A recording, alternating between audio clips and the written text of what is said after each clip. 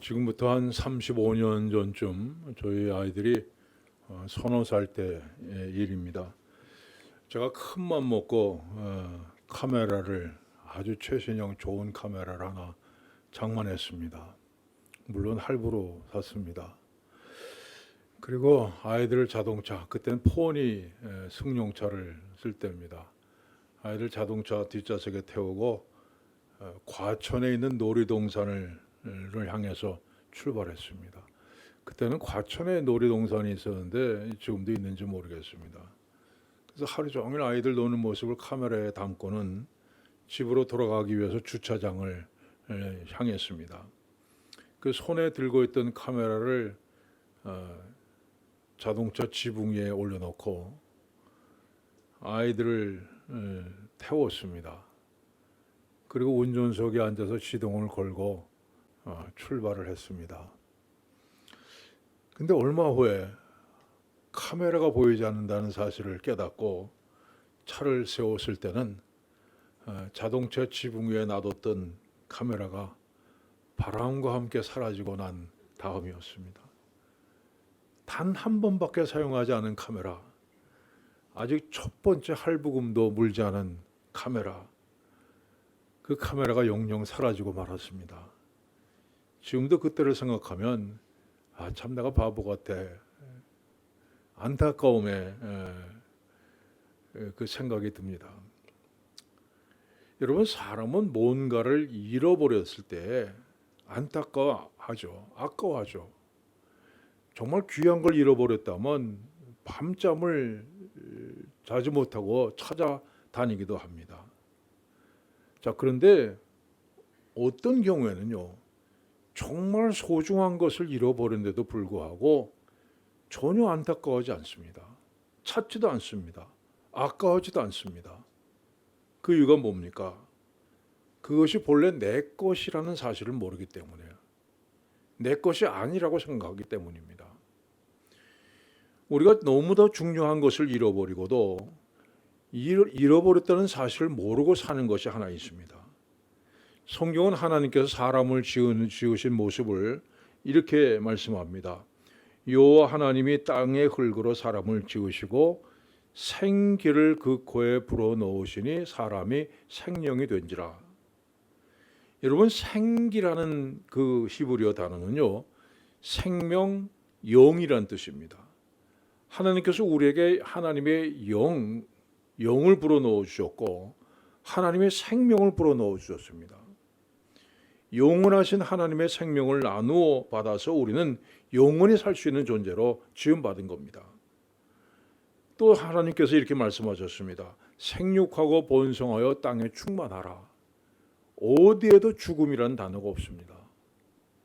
여러분, 우리 인간은 죽는 존재가 아니라 생육하고 번성하고 영원히 사는 존재로 지음을 받았습니다.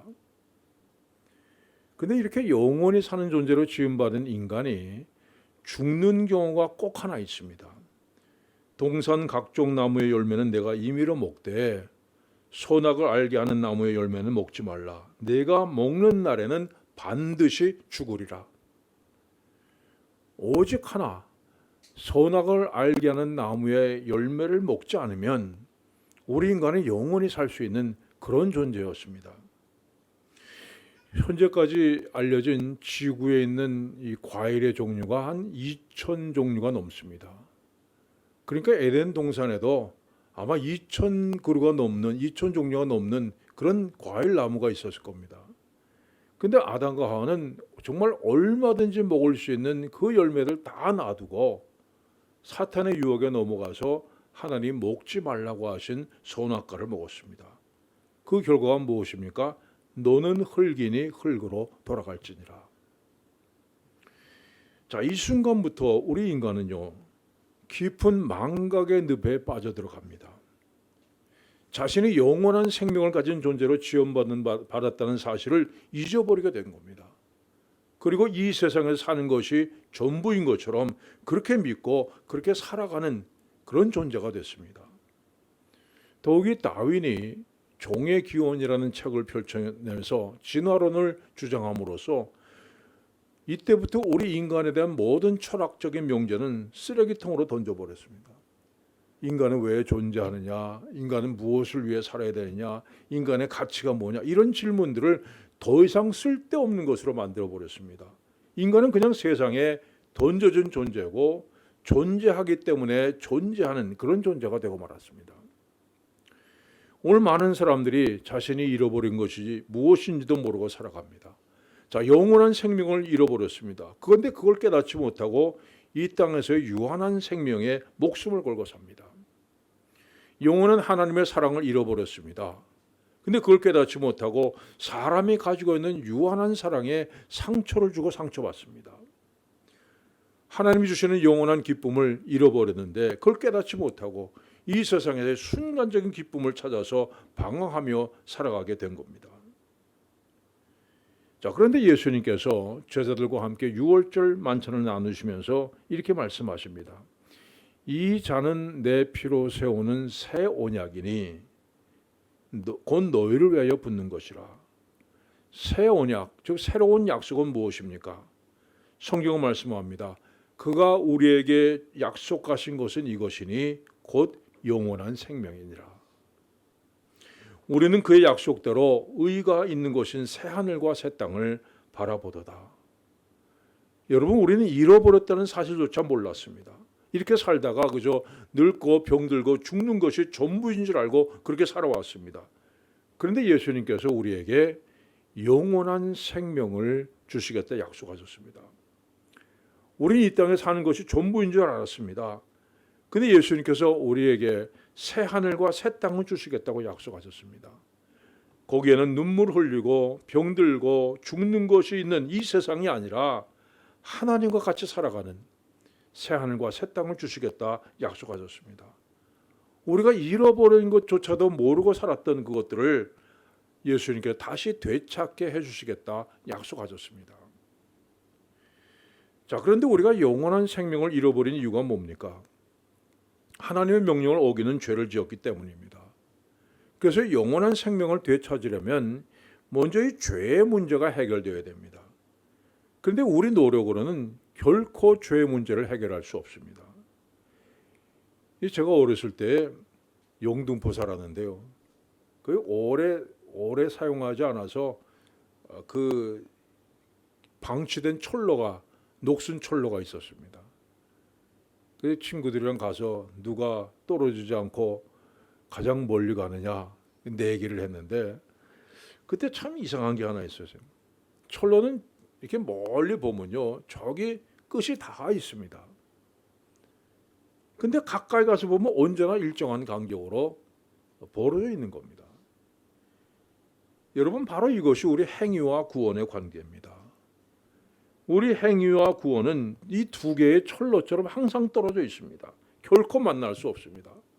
우리가 아무리 선한 일을 행함으로써 구원받을 것 같지만 여러분, 구원을 만날 수 없습니다. 남을 위해 목숨을 버리는 것으로 구원을 만날 것처럼 보이지만 여러분, 결코 만날 수 없습니다.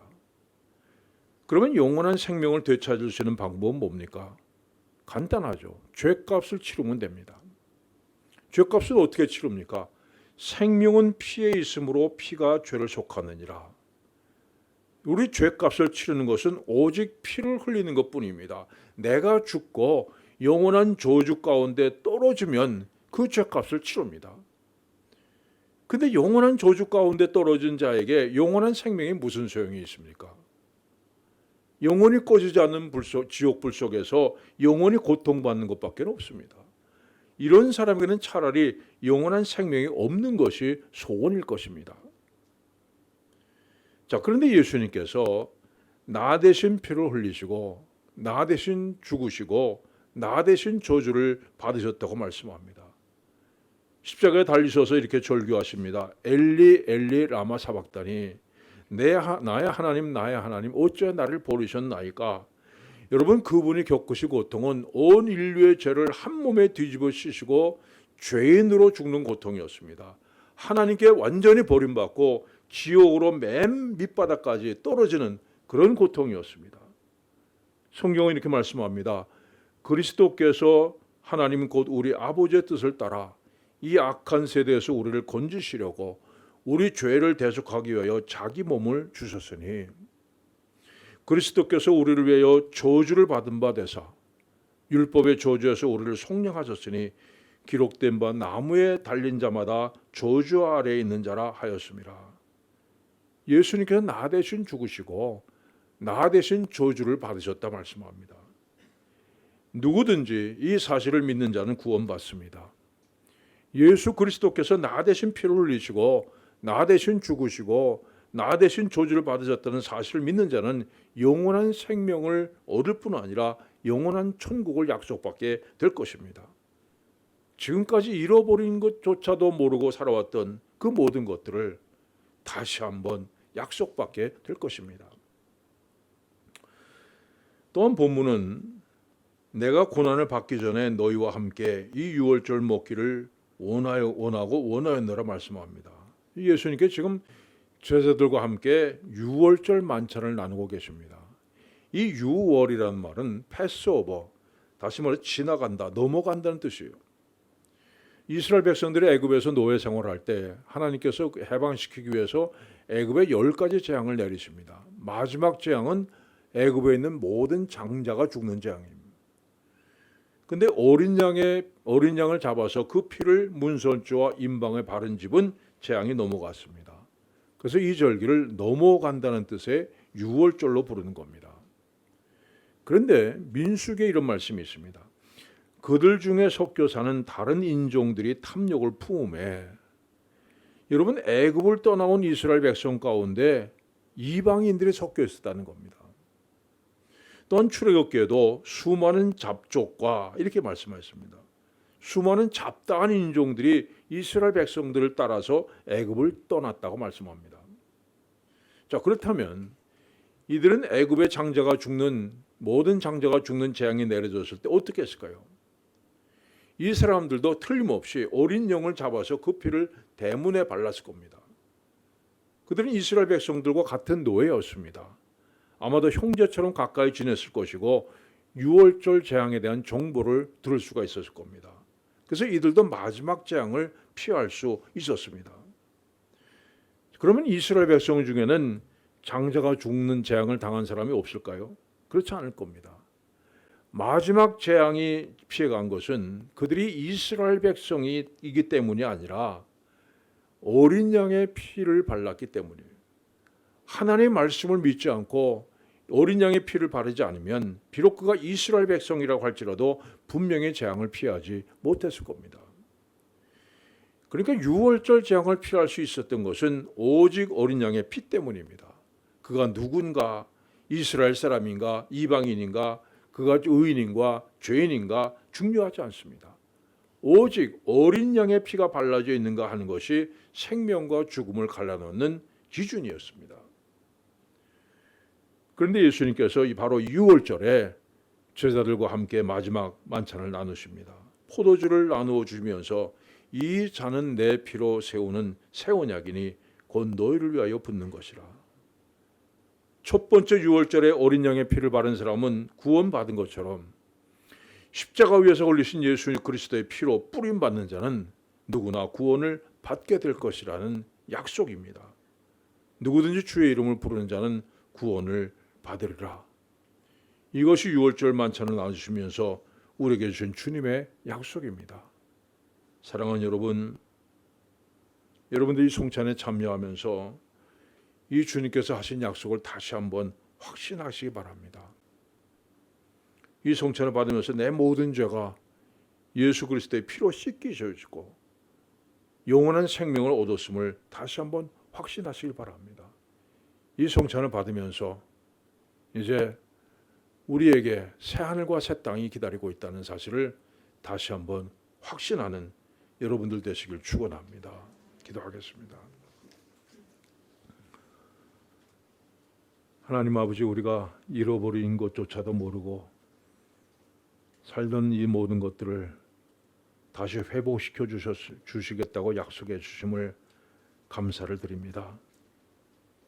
영원한 생명, 하나님과 함께 살아가는 기쁨, 새하늘과 새 땅, 이 모든 것들, 이 소망 가운데 우리가 살게 하심을 감사드립니다. 언제 어디서 무엇을 하든지 예수 그리스도의 십자가와 그분의 부활을 짊어지고 살아가는 우리들 되게 하여 주시옵소서. 예수님의 이름으로 기도하옵나이다. 아멘.